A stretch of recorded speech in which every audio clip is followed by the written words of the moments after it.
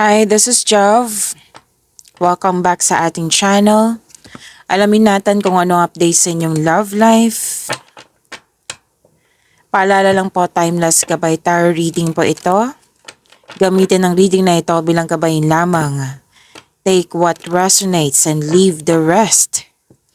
Kung hindi ka naka-resonate, huwag pong pilitin, okay?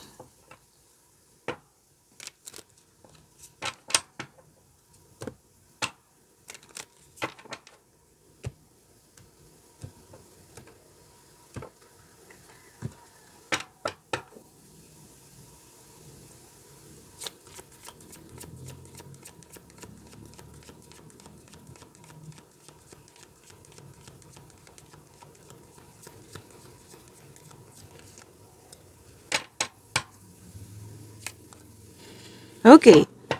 Someone expresses love. A message of love. Someone is thinking of you.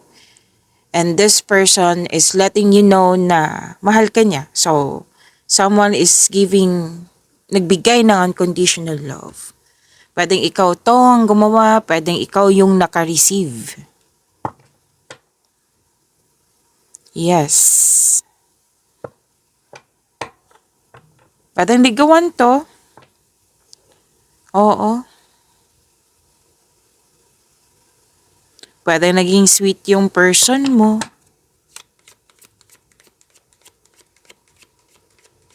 May sinabi nga sa akin ngayon na you love yourself more. Yung mga ginagawa mo ngayon, which is passion mo naman na mahal mo, like, you're making yourself busy. Oo, na ginagawa mo yung passion mo.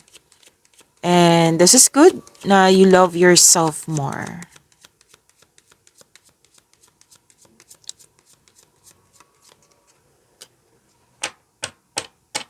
Ooh. So may energy dito na the relationship is over.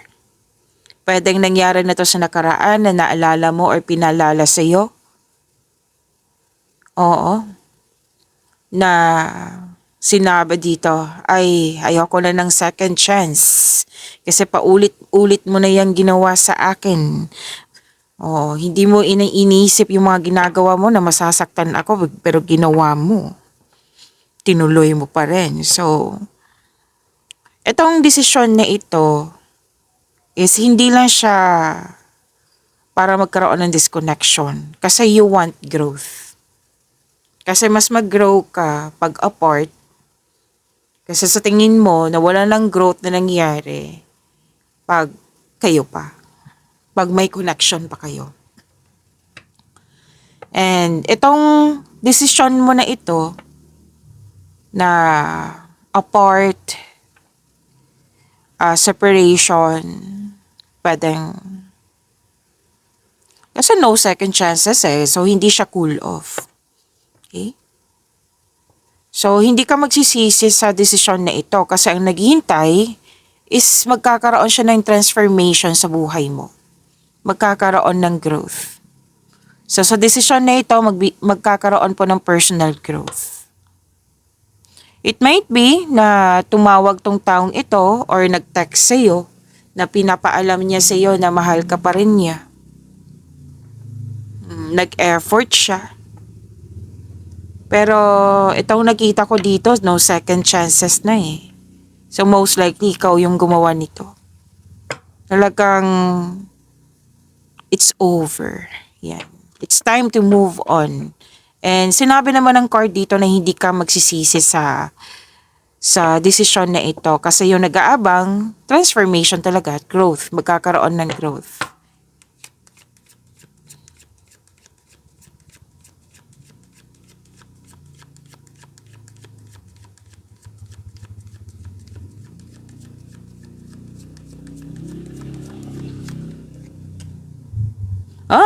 Habol ng habol. Okay. May humahabol sa'yo. Oo. Pwede yung issue sa inyong sa inyong dating relationship is masyado siyang dependent. Pwedeng literal sa material, Pwede din po sa emotion, sa needs niya, na nakikita ko dito na puro ikaw yung nagbibigay. Yan, masyado na siya naging dependent sa'yo. Okay lang yan kasi andyan, hindi naman siya bibitaw kasi mahal niya ako. Yan. Hindi na siya magbibigay ng effort. Less effort na. Masyado siyang palagay sa kanyang sarili na hindi mo siya iiwan. Which is mangyayari, di ba? Again, pwedeng mangyayari na ito, mangyayari pa lang, or nangyari na. Okay? Nangyari na. Naalala mo or pinalala sa'yo.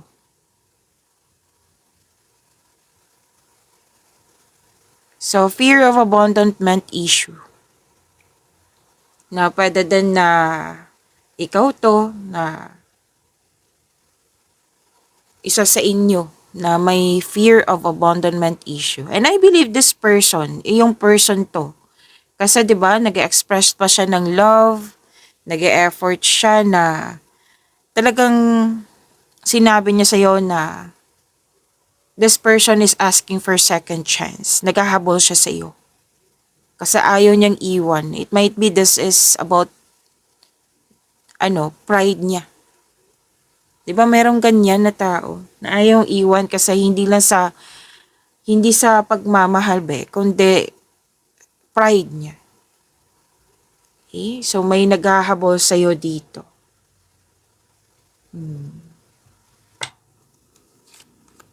Na may nagsabi din sa akin ngayon na pwedeng ginagawa mo to before na naghahabol ka sa kanya hanggang napagod ka.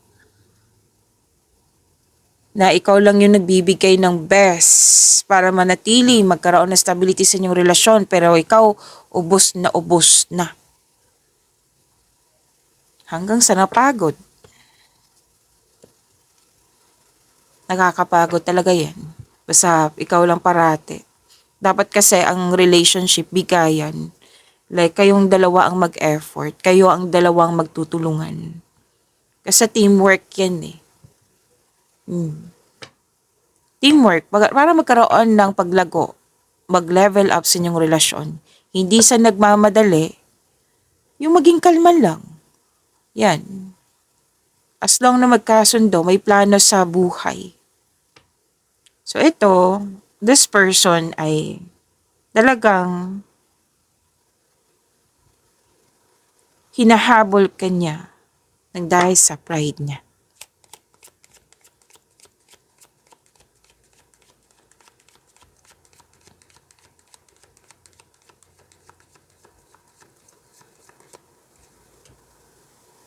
Ooh.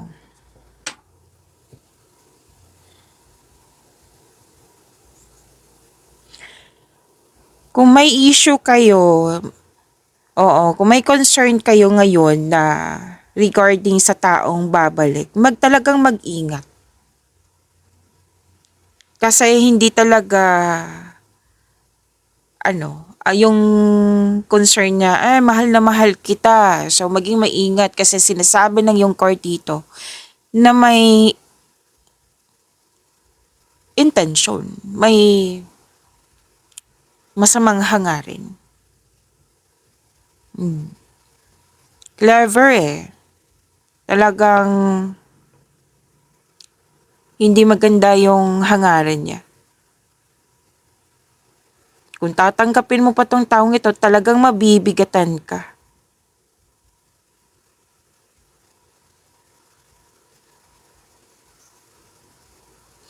Pwede ngang isa sa inyong concern is nakipagkompetisyon. Pwedeng mas stable ka, like for example sa pera, sa trabaho, kaysa sa kanya. Kaya nakipag-compete tong taong ito. Sa competition, rivalry, may selos niyan may inggit.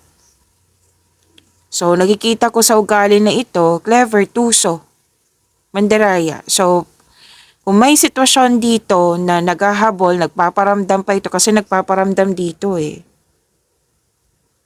Nakikita ko naman dito tumatanggi ka.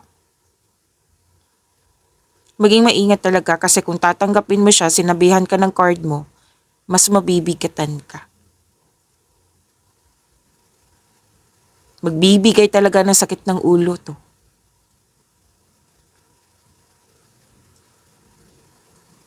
Again, sa kompetisyon, rivalry, may selos, inggit dyan, tuso. May sinungaling din. Actually, may nakita ko ditong third party concern. Pwedeng naghahabol to sa'yo, binaparamdam niya sa'yo na mahal ka niya, pero meron na siyang iba. Kasi nga 'di ba, hindi maganda yung hangarin niya. Yung kumbaga itong taong ito hindi kanya kalaban kalaban niya yung sarili niya. Parang feeling niya kung iwan mo siya or iniwan mo na siya, parang ikaw yung panalo, siya ang talo. Yan. Pride nga eh. So maging maingat ha kasi committed siya sa iba. Pwede nga kayo, may sitwasyon dito ako nakikita ha, na pwedeng, anong tawag nito? Matagal na kayong nag-separate pero 'di ba babalik siya. O, meron na siyang iba. Meron din dito na sitwasyon na married kayo pero yun nga, hindi siya masaya sa kanyang present. Gusto niyang bumalik sa'yo. Pero still, sinabi ng card dito hindi talaga maganda. Deception. Hindi talaga maganda yung intention niya. Talagang may ugali siyang, pag gusto ko, gusto ko. Ayaw ko matalo ako. Gusto ko ako yung lamang. So may ugali siyang ganyan.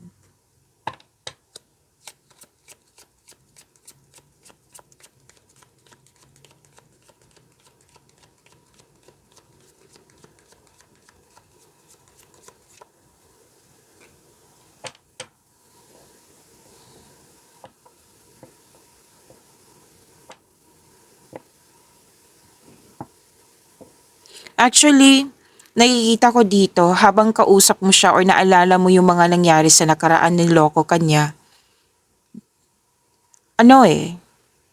Talagang naiisip mo na, o hindi kita bibigyan ng chance.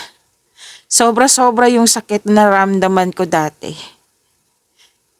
Na parang ang wala sa'yo. Yan. Nagre-reflect ka dito kasi gusto mo magkaroon ng healing, which is pwede ngang nagkaroon ng healing na kayo ngayon. Naka-move forward na kayo.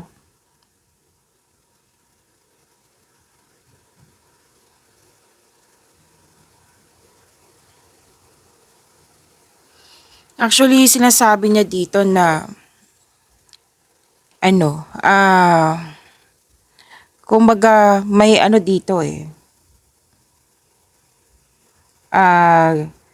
may mali na ginawa niya.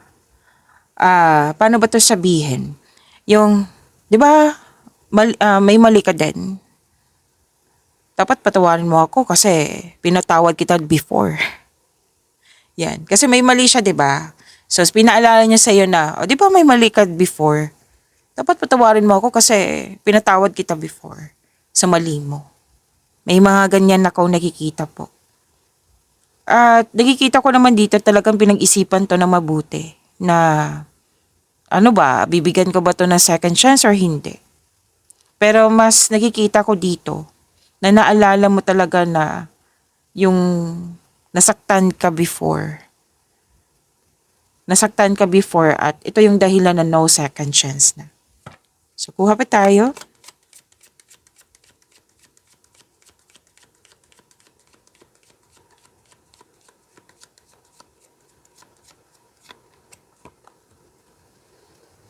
Sinasabi din dito nag-o-observe ka.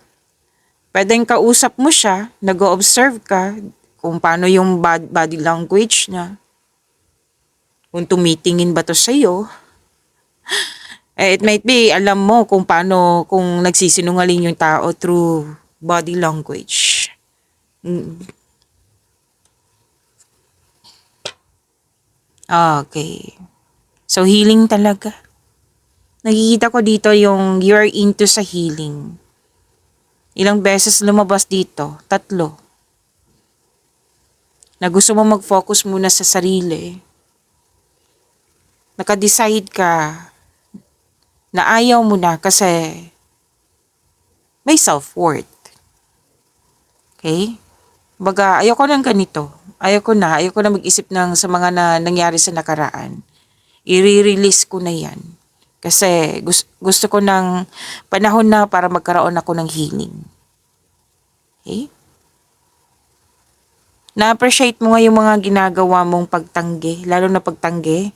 Na-appreciate mo. Na-appreciate mo din yung mga ginagawa mo before na like, nagbigay ka talaga ng effort, binigay mo lahat, lalo na yung pagmamahal.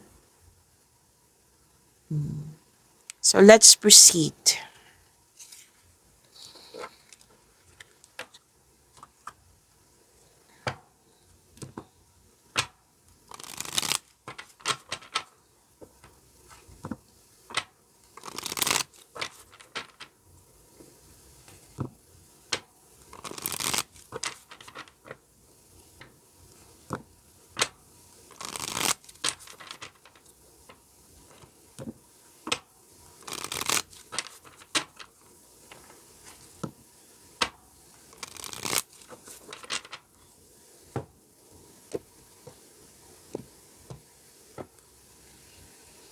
Energy mo, ang nararamdaman mo ngayon.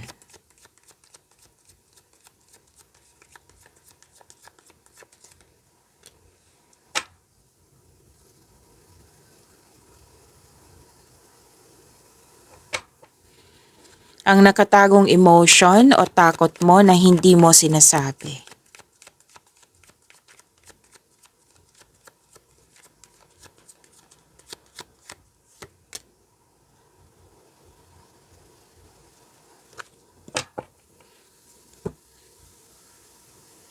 Oh, okay.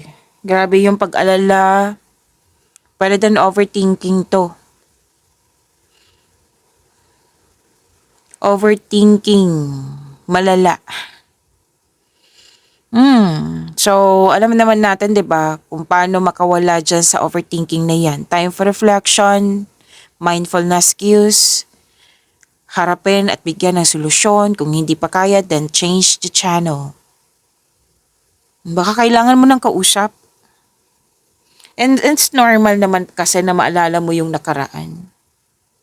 And it's time to heal na, like pag-release. Baka bitbit mo yung nakaraan hanggang ngayon. Yung mga nangyari hanggang ngayon. So ito yung nagkaroon ng overthinking. So kailangan makawala ka dito. Siyempre makawala, see to it na magkaroon ng healing. Hindi siya para takasan. Hindi siya para iwasan. Kasi kung takasan siya, iwasan, fear kasi yan eh. Hindi naman, alam naman natin, di ba, hindi nakakabuti sa atin kung magbitbit tayo ng fear. Kasi kung babalik yan, mas lalaki yung fear. So ano naman dapat gawin? Yung sinabi kanina, time for reflection, mindfulness skills, kasi andyan po yung healing. Makapag may realization dyan, may pahinga, magkakaroon ka ng time sa iyong sarili, makapag-decide ka sa sarili mo na for healing.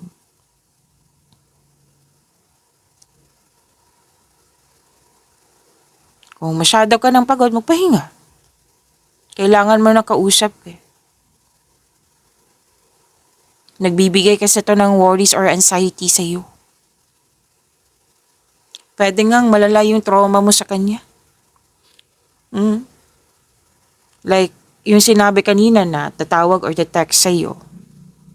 Or pwedeng naalala mo lang. Talagang hindi talaga maganda ang pakiramdam mo ng lalamig. Like, naiirita. Yung anxiety. So, kailangan mo na tong pakawalan. Na, di ba sinabi naman kanina, you're into sa healing. You're into sa growth. Kung kailangan talagang, let's say, andyan lang siya. Communication is the key. Ipaalam mo sa kanya kung ano mga concern mo para ma-release niya yan. Kung ayaw mo na talagang kausap, kasi may kanina may trauma kasi ako nakikita. So, pwede din naman siyang pakawalan, like forgive yourself, forgive the situation, forgive the person through your mind and heart para magkaroon ka ng peace of mind. Kung andyan siya, communication is the key. Kaya lang nakikita ko dito, parang walang time, mamaya na. May manangkita kong ganyan. So, gumawa ng schedule para mag-usap kayo ng mahinahon. Kasi conflict talagang nakikita ko dito. Kung matagal na kayo naghiwalay, then kailangan mo na kausap. I-express mo. Baka ang ugali mo is mas comfortable sa pag-express na may kausap. Pero si Tuit yung kausap mo, marunong makinig ha.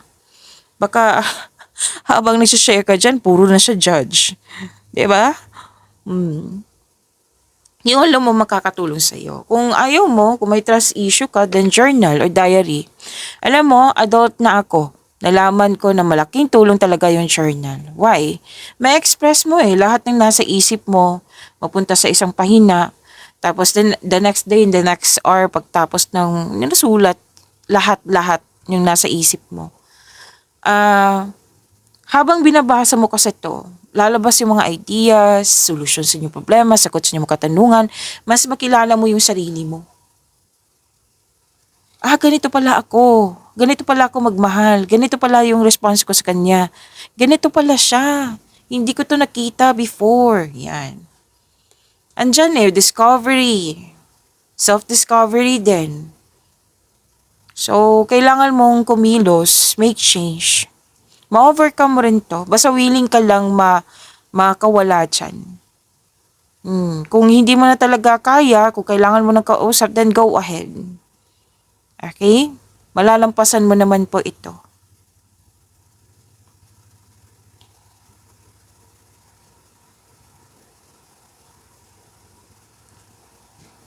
Pero nakikita ko naman dito na naging honest kasi yung sarili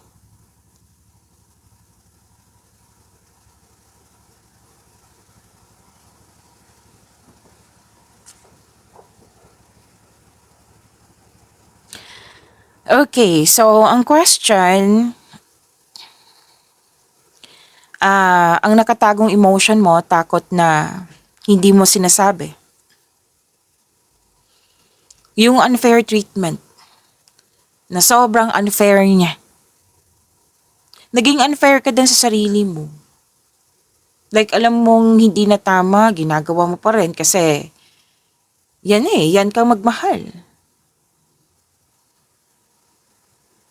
Nag-struggle ka nag-look back ka sa nakaraan. So, sinabi naman ng card dito na, ang advice ng card, try to look at what you need now in the present. Ginagabayan ka naman you're divinely guided. You're guided to find peace. And which is ginawa mo naman. Yes. Maaring nagbigay ito ng isang sign sa pamagitan ng tao ba, kaibigan ba, or bagay ba, or sitwasyon na mangyayari na maka-move forward ka, natutulungan ka. Like for example, tao ito, inassign to ni God para tulungan ka. Hindi lang siya tao pwedeng bagay, sitwasyon. Yan, sitwasyon na makapag-realize sa iyo na, okay, ito pala yung totoong happiness, hindi pala happiness yung past na nagbibigay ng sakit ng ulo. Yan. So, tinutulungan ka ng universe na maka-move forward, makawala sa anxiety. Kasi tinutulungan mo din yung sarili mo.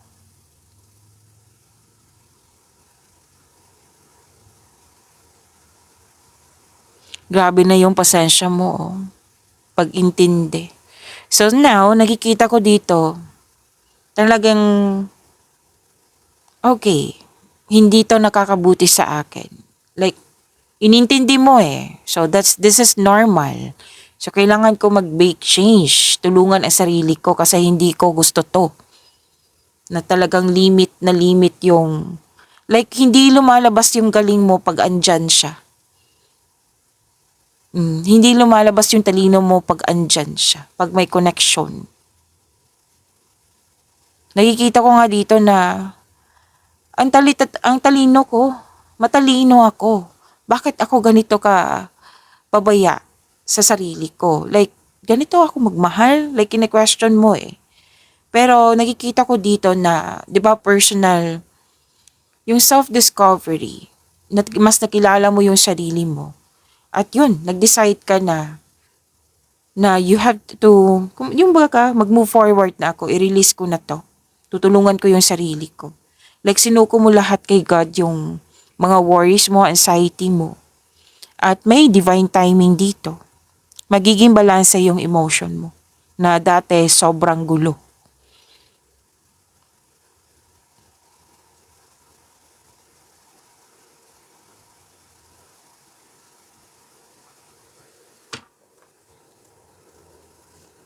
Energy ng person mo, ang pinapakita niyang intensyon sa iyo.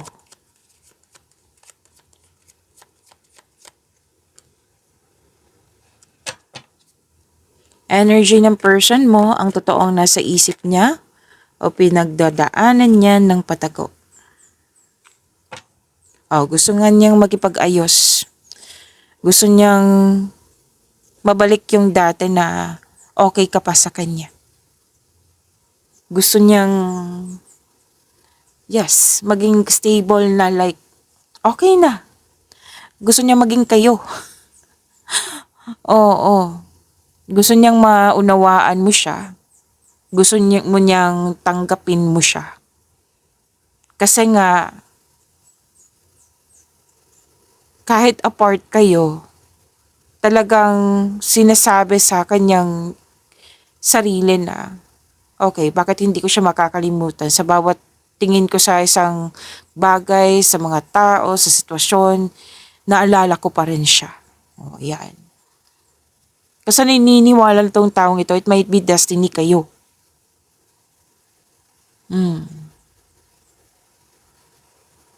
Mas masaya siya na nung kayo pa. Like, babalik siya sa'yo kasi mas masaya siya sa'yo. Kasi nung dati, talagang very supportive ka sa kanya. At ito ay hanap-hanap niya.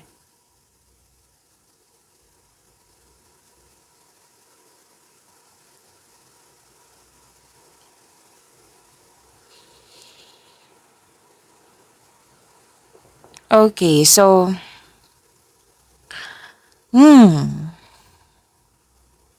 so yan yung pinapakita niyang intensyon, yung energy niya. Na mahal ka niya, gusto ko okay na tayo. Like, sinasabi niya sa'yo na gusto ko yung dati na grabe yung support mo sa akin. Na-miss ko yun. Na-miss ko yung saya na tayo pa. So, yan yung pinapakita niyang intention sa iyo. So, next card, ang totoong nasa isip o pinagdadaanan niya ng patago.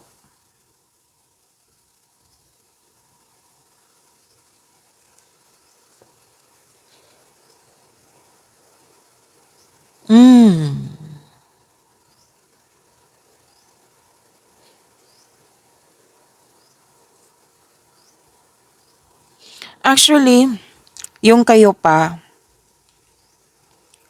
pwedeng maganda yung flow ng career and money niya. Ito yung iniisip niya eh.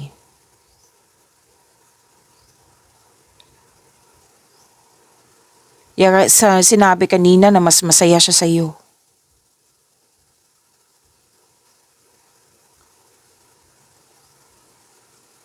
Gusto niyang ipaalam sa'yo na, may na-achieve na ako. Kasi nga 'di ba sinabi kanina na may kompetisyon. Gusto niya ipakita sa iyo na meron ako nito ngayon. na dati wala ako.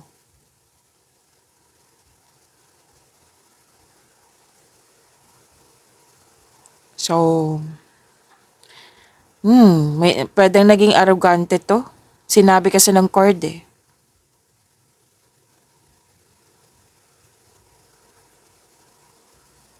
Bossy ba to? Kasi sinabi kanina na gusto niya ako ang panalo.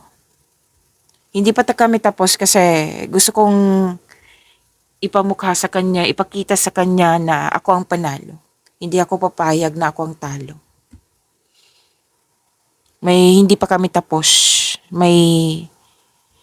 Kumbaga, hindi pa tapos yung journey nyo. Yung story nyo. Kasi nga yung nagkaroon kayo ng apart na separation, talagang nasa pride niya, ego niya na, okay, bakit nararamdaman kong talo ako? Bakit nararamdaman ko ako ang mali? Na dapat siya. Hindi siya satisfied eh. So ito yung lumabas kanina. Nababalik tong taong ito para may ipapakita sa'yo o patunayan na may talagang intention siyang hindi maganda. Na kung tatanggapin mo ito, magbibigay talaga ito ng sakit ng ulo. Malicious, clever.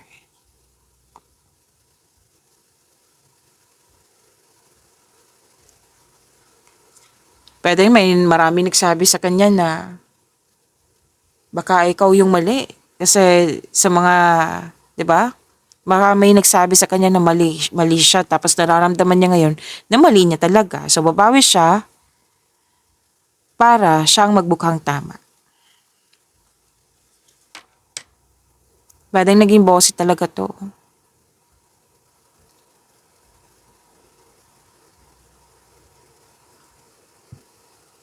Labis na pagmamalapis. Okay, so kuha pa tayo.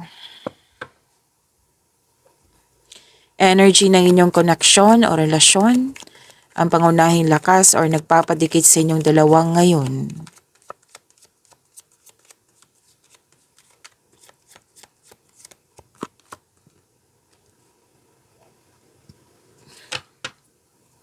Ang pinakamalaking hamon o harang na kailangan nyong lampasan na agad.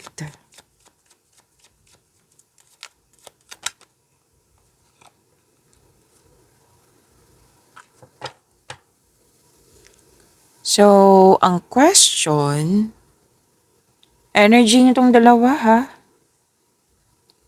Ang pangunahing lakas or nagpapadikit sa inyong dalawa ngayon.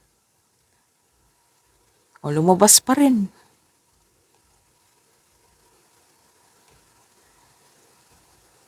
Naging defensive.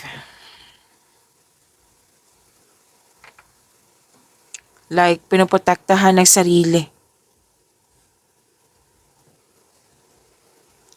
So, both of you ayaw na masaktan ulit.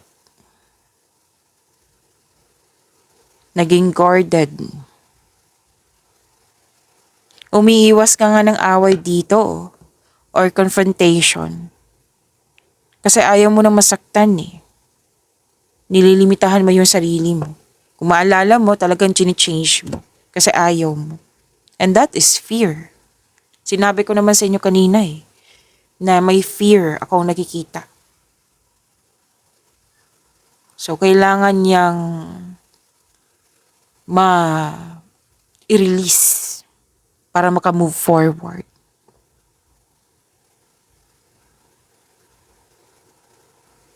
May takot siya na nararamdaman, may takot ka din na nararamdaman. Na parehas kayong ayaw na maulit yung mga nangyari sa nakaraan. Sinabi na ng card dito, kailangan talaga ng help or support.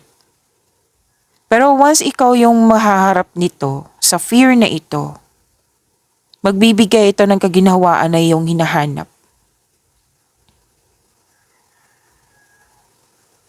Nakikita ko naman dito kalma ka yung na-energy mo. Pero nakikinig ka sa paligid mo. Like nag-o-observe ka. Alam mo yung tahimik ka pero alam mo yung gagawin. Yung mga nangyari sa paligid mo.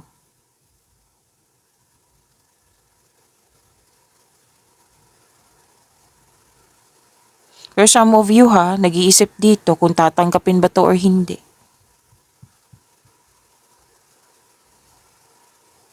May gagawing desisyon.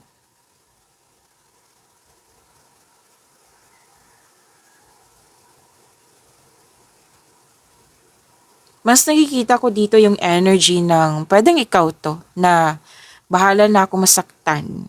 Yan, parang hinayaan mo ang tao na masaktan ka.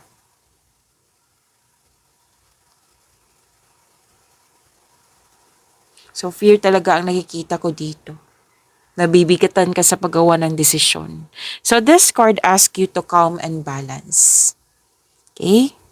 Calm and balance. Kasi ang hirap talaga pag may fear. Kung nagmahal ka ng tao, tapos may fear, naku, ang hirap niyan. Kailangan i-release yan. It might be, hindi mo makita yan sa simula, tapos it might be every month, every year, talagang mas maging lumala yung fear. So, hindi yan nakakabuti sa'yo. Kailangan i-release yan. So, may fear, trauma, ang inyong connection, ang inyong nangyari sa inyong relasyon.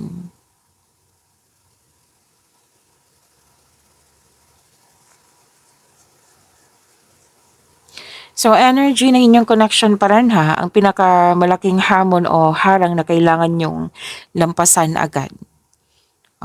Both of you hindi naka-move forward. Kailangan nyo mag-move forward. Kasi difficulties in moving on May bumabalik from the past. Posibleng babalik talaga to. Pero may ano dito kailangan niya ba niyang bumiyahe? Kasi may nakita kong travel dito. Pwede ngang nag-isip siya na lumipat ka ng bahay. Nasa plano na to na maging handa ka talaga kasi babalik to. So, balak, plano, yan. So, balak na bumalik yung taong ito. Pwedeng kung kailan nyo ito napanood, bumalik talaga siya, literal. Nagpaparamdam siya sa iyo. Pwedeng inask ka, andyan ka pa ba sa bahay mo? Andyan ka ba sa ganitong lokasyon? Or pupuntahan ka talaga dyan? May sabi din ngayon na, yun nga, naalala sa'yo, or literal talagang nangungulit tong tao sa'yo. Naalala mo lang talaga yung nakaraan. Nahirapan kayong dalawa na mag-move on sa nakaraan. So it might be na nangyari yan. That this is the time. May ma-question bakit ko ba na to naalala? Bakit ba nangyari na naman ulit to? So it's about time to face this fear. Ang fear na ito, hindi kailangan na bitbitin mo hanggang future. So this is a time na kailangan mong i-release na ito. Okay? And ang pinakamalaking hamon o harang na kailangan nyong lampasan agad. Yun nga Moving forward. Healing. Mas piliin yung healing kaysa bitbitin yung mga fear, trauma na yan. Kung hindi mo na alam kung paano, then magtanong. Kilalanin ng sarili kung paano ka ba magkaroon ng healing. Okay? So kanina pa lumabas yung healing hanggang dito. Hanap ka ng solusyon. Umiwas sa toxicity. Yan din yung sabi. Diba? Ang question natin sa card mo is,